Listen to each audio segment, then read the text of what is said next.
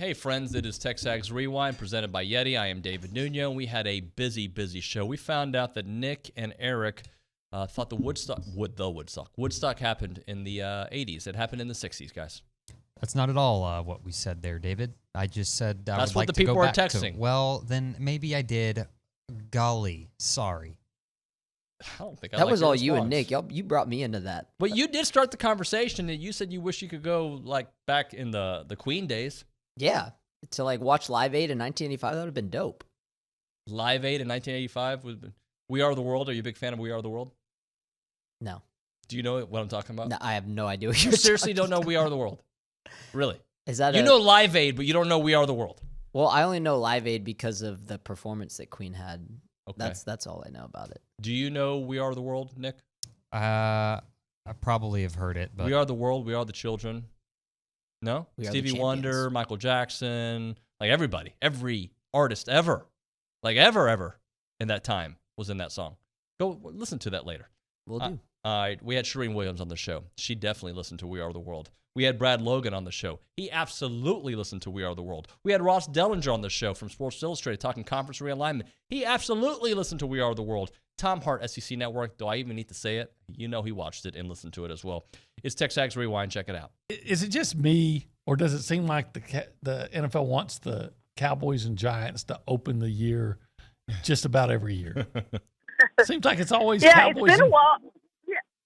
Yeah, it's been a while since the two of them have played, but they're back to doing that. And I do think they like that because, you know, they know that at that point in the season, nobody knows how the Giants are going to be, Cowboys are going to be. I think there's always a fear of one of those teams being bad if they put them late in the season and nobody's going to want to watch that game. If they put them early in the season, they know that's going to draw huge ratings. That's another game that's going to be right up there probably in the top 5. When you get down to the end of all the games and TV ratings, you start looking at those TV ratings. I would almost guarantee that Cowboys-Giants game in Week 1, because it usually is when those two teams play, because nobody knows if they're going to be good or bad. So that game is going to be in the top 5 probably at the end of the year in ratings. Everybody's going to watch that game. Huge market for both teams, huge followings for both teams.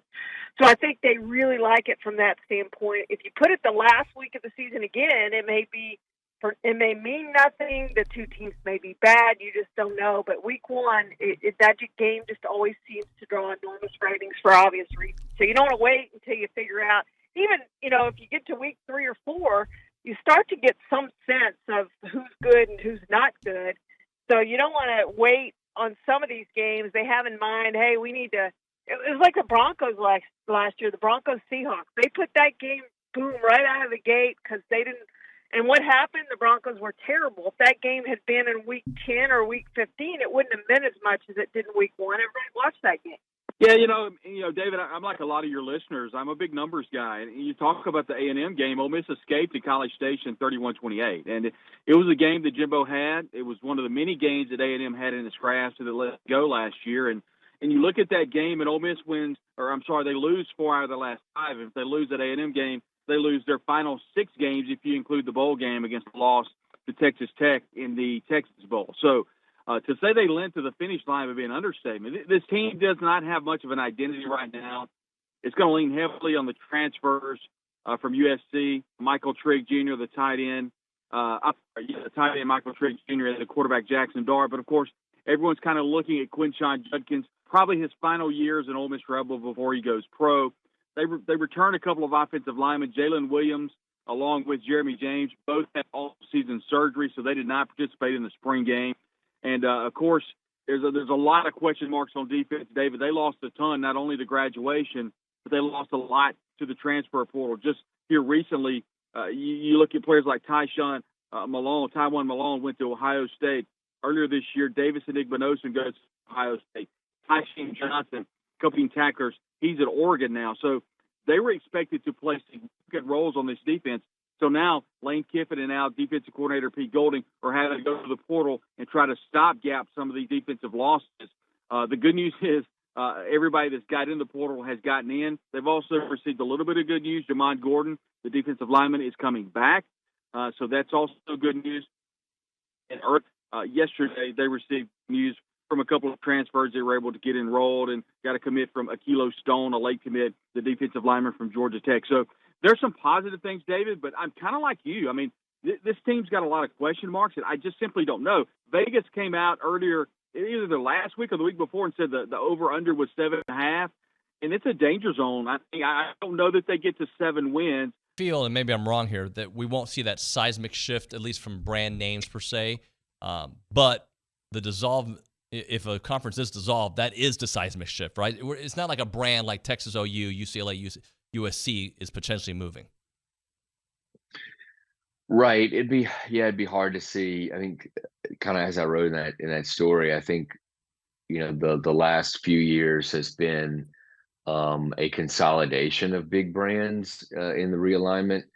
And this, I think, next realignment wave will be more about the survival of the 3 Power 5 leagues that fall below the SEC and Big Ten, and how they kind of make it despite the growing revenue gap between them and between the SEC and Big Ten. That's kind of the question everybody has, is can those 3 leagues kind of all survive?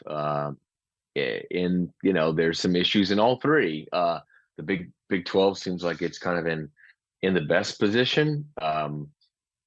They've got their TV deal done. It seems like a pretty solid TV deal, but they're still millions and millions behind the SEC and the Big Ten when it comes to the TV revenue. So it's still a problem, and that's probably why they're starting to expand and actually would like to get some of the Pac-12 teams to join them. But that's kind of the next wave of realignment is their survival of those 3 leagues, the ACC, Big 12, and Pac-12. When it comes to the ACC, let's just say they do give Florida State some more money. They do give Clemson some more money. Is that a short-term fix? Because I don't know how much money there really is. Yeah. Short answer is it is definitely a short-term fix. I don't know that a couple $1 million extra a year is really going to change anything. The revenue gap by 2026 to 2027, the revenue gap, the annual distribution to each school from the conference through the media deals will be around $20 to $30 million difference between a team in the ACC and a team in the SEC or Big Ten. Tom, so I'm close to A&M, obviously, so I can see why people would think, hey, they're a team to watch out for in 2023, and I also understand the argument, hey, they're a team that is going to disappoint. The one I'm struggling with is a lot of hype recently around Auburn. Is it just the Hugh Freeze effect? Is it because it's a slow off season and but they're getting a lot, like some people have them like potentially competing with the West. Am I missing something? No, I think they're the flavor of the month. And I just saw Freeze last week at an event down close to Auburn. And I think he's really confident with what they have. They had big question marks, right? And we know what last year looked like. They needed help on the offensive line. Their O-line was terrible last year. They got that in the transfer portal. They needed some sort of answer at quarterback. They didn't get it in the spring, so they went and got Michigan State's guy. And I think that's the quarterback situation, especially because it came about so late, allowed for a lot of renewed interest in, hey, look, they got a guy that started for 2 years in the Big Ten and was relatively successful. My counter to that is he's about a B+ quarterback. He's going to keep you in some games. He's going to make some smart decisions. They're going to have a running game that's going to be more than sufficient, especially with the offensive line. So they're not going to ask him to do a ton. It's just a hard league to win in if you don't have a great quarterback. You got to have a guy that can absolutely make some plays and that you can lean on in games where not everything else is working, unless he's surrounded by A+ 5-star talent at every position, like Stetson Bennett had. Fast man, tell the people what to do. We got an argument. Nick, you think you're fast? You're talking to Eric. My bad. Wait, no. Did you think you were fast? I thought you. Yeah, of course. He jumped on that one real quick. No, Sam, take it away. Oh, I called you Sam. Man. Oh no! Was that on purpose? That's all. That's the second time that's happened. Strike 2.